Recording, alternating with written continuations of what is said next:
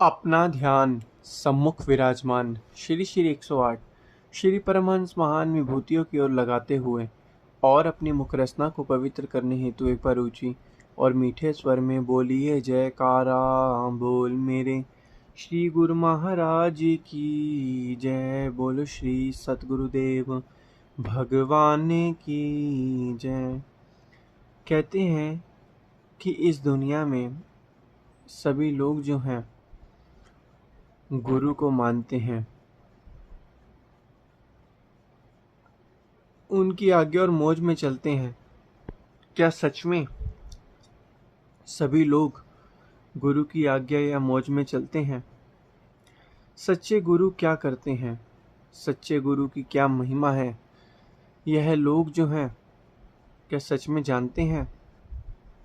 सच्चे गुरु वो हैं जिनकी आज्ञा और मौज में भगत जन चलते हैं और उन्होंने हमें जो नाम बख्शा हुआ है उस नाम की कमाई करते हैं।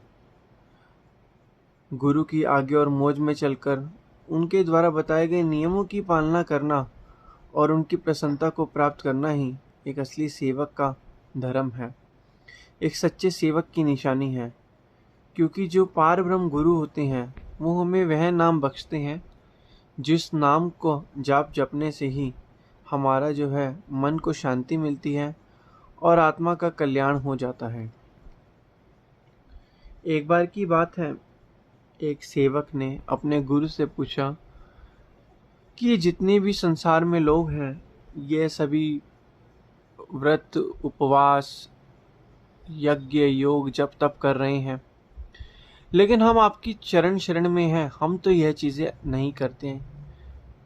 तो गुरुदेव ने उनको फरमाया और कहा कि ये जितने भी लोग जो हैं ये यज्ञ जप तप कर रहे हैं, आप लोग ये अपने पिछले जन्म में ही कर चुके हो और इनको करने के बाद जो आपको इनका फल मिला है वो आपको इस जन्म में वक़्त के संतों महापुरुषों की चरण शरण मिली है, जिनकी चरण शरण में जाकर ही आप जो है भव सागर से पार हो सकते हो और आपको जो नाम बख्शा गया उस नाम का जाप जप के आपके मन के अंदर शांति और आनंद आएगा। आम संसारी लोग जो हैं जो इतनी जितने भी कर्म कर रहे हैं लेकिन बिना गुरु की शरण में आकर उसे मुक्ति नहीं मिल सकती। कहते हैं सेवक स्वामी एक मत, जो मत से मत मिल जाए, चतुराई रीझे नहीं रीझे मन के भाई।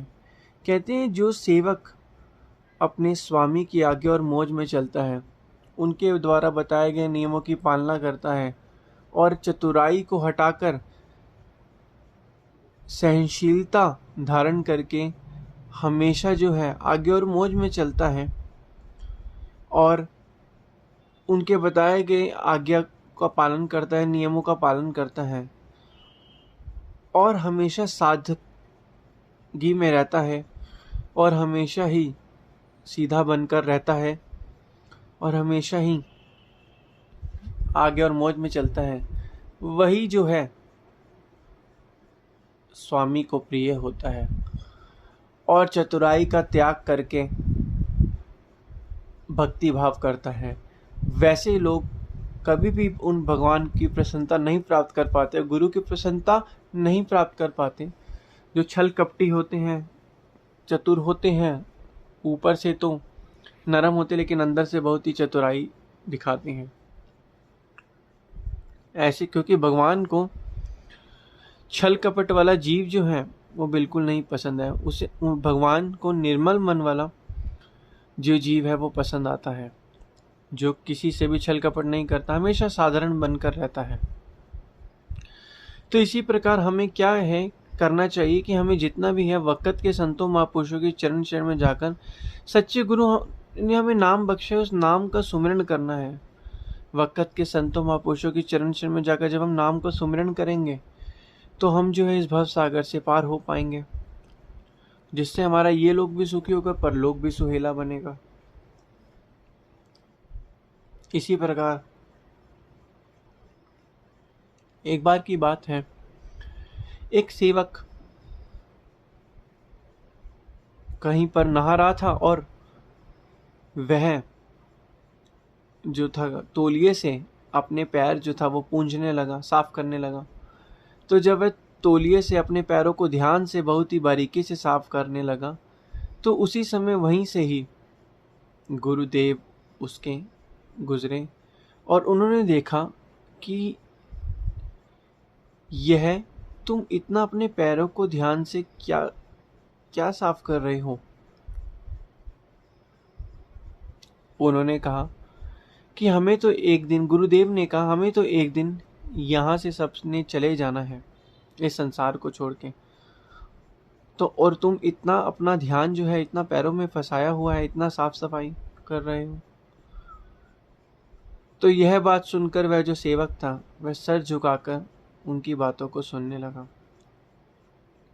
फिर थोड़े समय के पश्चात वह जो सेवक था कहीं गया और जब देखा उसके पैर बहुत ही गंदे हो चुके थे, तो किसी व्यक्ति ने कहा कि आपके पैर तो बहुत गंदे हो गए हैं, क्यों ना मैं इसे साफ कर देता हूँ।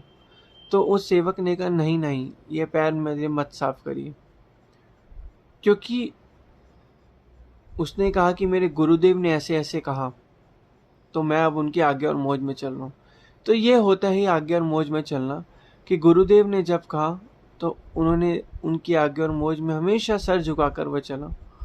और उन्होंने जब ये चीज़ बोली तो तब से उसने अपने जो पैर जो थे वो साफ करने ही बंद कर दिए। यह होती है सच्ची भक्ति, यह होता है उनके आज्ञा और मौज में चलना, यह होता है उनके द्वारा बताए गए नियमों की पालना करना।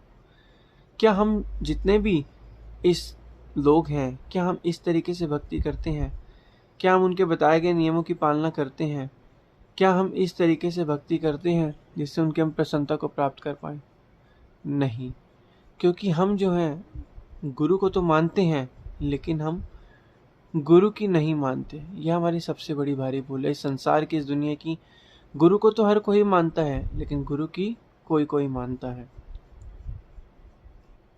लेकिन हमें अब क्या करना है? हम कहते हैं कि सच्चे संत महापुरुषों, गुरु की चरण शरण में जब हम आ जाते हैं, जब हम उनकी प्रसन्नता को प्राप्त कर लेते हैं, तब हमें कोई भी इच्छा नहीं रहती, हमें उनसे मांगने की ज़रूरत नहीं होती।